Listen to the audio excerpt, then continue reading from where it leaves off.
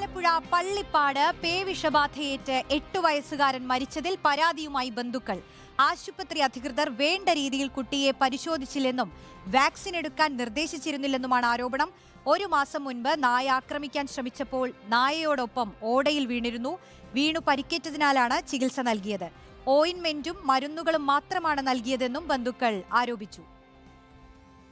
Doctor നോക്കിയച്ച് പറഞ്ഞു ഇത് പട്ടി കടിച്ച പാടല്ല, പിന്നെ ഇത് ചതഞ്ഞ പാടാന്ന് പറഞ്ഞു. അങ്ങനെ ഓയിൽമെന്റും തന്ന് കുറിച്ച് തന്ന് അവരവിടുന്ന് ക്ലീൻ ചെയ്ത് എല്ലാം കൊടുത്ത് ഞങ്ങളെ അങ്ങ് വിട്ടു. പിന്നെ അവര് TT എടുക്കുവോ അല്ലെ അതിന് വേറെ എന്തെങ്കിലും ട്രീറ്റ്മെന്റ് ചെയ്യണമെന്ന് പറയുമ്പോൾ ഒന്നും ചെയ്തില്ല. പിന്നെ അതിനെപ്പറ്റി കുഞ്ഞിനൊരു ഇതുണ്ടായില്ല. പിന്നെ ഈ ശനിയാഴ്ച ആണ് കുഞ്ഞിന് വയറ്റുവേദന ഉണ്ടായി.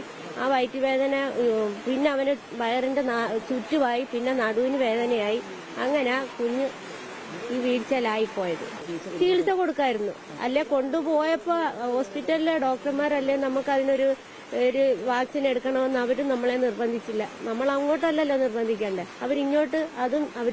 ഇവന് ഇത്രയും പ്രായം കുറഞ്ഞ ഒരു പയ്യനാ. അവൻ പറഞ്ഞു പട്ടി കടിച്ചില്ല എന്ന് അവൻ പറയുന്നു. പക്ഷേ മുറിവ് കൊണ്ട് കാണിച്ചത് ഞാൻ പട്ടി കടിച്ചോ ഇല്ലയോ എന്ന് എനിക്ക് സംശയമുള്ളതുകൊണ്ടല്ലേ. അപ്പൊ ഡോക്ടർമാർക്കല്ലേ അത് മനസ്സിലാകേണ്ടത്. അവർ മനസ്സിലാക്കിയിട്ട് കുത്തിവെക്കണമെന്ന് നിർബന്ധം പറയുമായിരുന്നെങ്കിൽ ഞാൻ എന്തായാലും കുത്തിവെപ്പിച്ചേന്. അവര് കുത്തിവെക്കുന്ന കാര്യമേ പറഞ്ഞില്ല. കടിച്ചോ എന്ന് ചോദിച്ചു. അവനോട് ചോദിച്ചപ്പോൾ അവൻ പറഞ്ഞു കടിച്ചില്ല. അപ്പോൾ ഉടനെ തന്നെ അവര് ഓയിൽമെന്റും ഗുളികയും തന്നു വിടുക ചെയ്യുന്നത്. എന്നാൽ ഈ മുറിവ് കണ്ടിട്ട് അവർക്ക് കൊച്ചനാ പറഞ്ഞത്, അവനെ പേടിച്ചിട്ട് പറഞ്ഞതായിരിക്കും എന്ന് അവർ വിചാരിച്ചിട്ടൊന്നും കുത്തിവെക്കാൻ ശ്രമിച്ചില്ല. അവര് നമ്മുടെ ആരോഗ്യ സംവിധാനത്തിന്റെ, ആരോഗ്യ വകുപ്പിന്റെ അക്ഷന്തവ്യമായ അനാസ്ഥയുടെ പരിണത ഫലമാണ് ഈ കുട്ടിയുടെ മരണം എന്ന് തന്നെയാണ് പറയാനുള്ളത്. മുതിർന്ന ഡോക്ടറിന്റെ അടുത്തും കൃത്യമായ കാര്യങ്ങൾ രക്ഷിതാക്കൾ പറഞ്ഞു. ഇത് പട്ടിയുമായി ബന്ധപ്പെട്ട് അപകടത്തിൽ വന്നതാണ്, പട്ടി ഓടിച്ച് മറിഞ്ഞു വീണ് വന്നതാണ് എന്ന് പറഞ്ഞു. നമുക്കറിയാം അവിടുന്നും ആ സീനിയർ ഡോക്ടറിന്റെ ഭാഗത്തു നിന്നും ഈ പ്രതിരോധ വാക്സിനെ പറ്റി യാതൊരുവിധ നിർദ്ദേശവും ഉണ്ടായില്ല. ഡോക്ടർ എന്ന നിലയിൽ, ഒരു ആരോഗ്യ വകുപ്പ് ഉദ്യോഗസ്ഥൻ എന്ന നിലയിൽ ഇത് കണ്ടറിഞ്ഞ് ഒരു കുട്ടിയെ കൊണ്ടുവരുമ്പോൾ നിർബന്ധിച്ച്, രക്ഷിതാക്കൾ തയ്യാറായില്ലെങ്കിൽ പോലും നിർബന്ധിച്ച് അത് വാക്സിനേഷൻ കൊടുക്കേണ്ട ഒരു ചുമതല ആ ഡോക്ടറിനുള്ളതാണ്. ഈ വാർത്തയുടെ വിവരങ്ങളുമായി ആലപ്പുഴയിൽ നിന്നും ശ്രീജിത്താണ് ചേരുന്നത്. ശ്രീജിത്ത്, ഗുരുതര ആരോപണമാണ് ആശുപത്രിക്കെതിരെ കുടുംബം ഉന്നയിക്കുന്നത്. പരാതിയിൽ എന്തൊക്കെയാണ് പറയുന്നത്?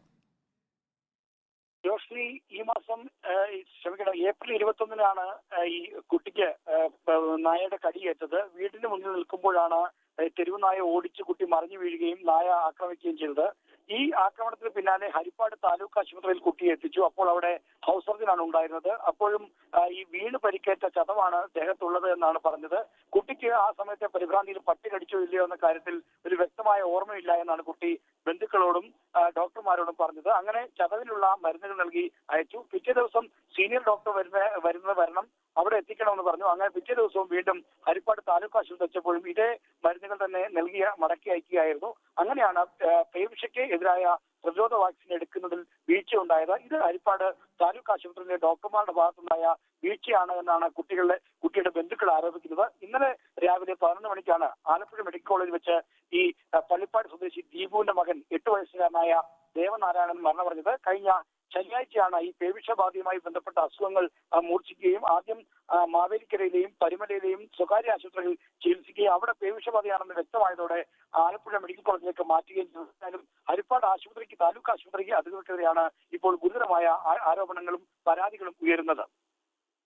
ശ്രീജിത്ത്, ഇപ്പോൾ ഇതിനെ സംബന്ധിച്ച് തുടർന്ന് ഈ ആശുപത്രിയിലുള്ള ഡോക്ടർമാരോ അല്ലെങ്കിൽ ആശുപത്രി അധികൃതരോ പ്രതികരിച്ചിട്ടുണ്ടോ?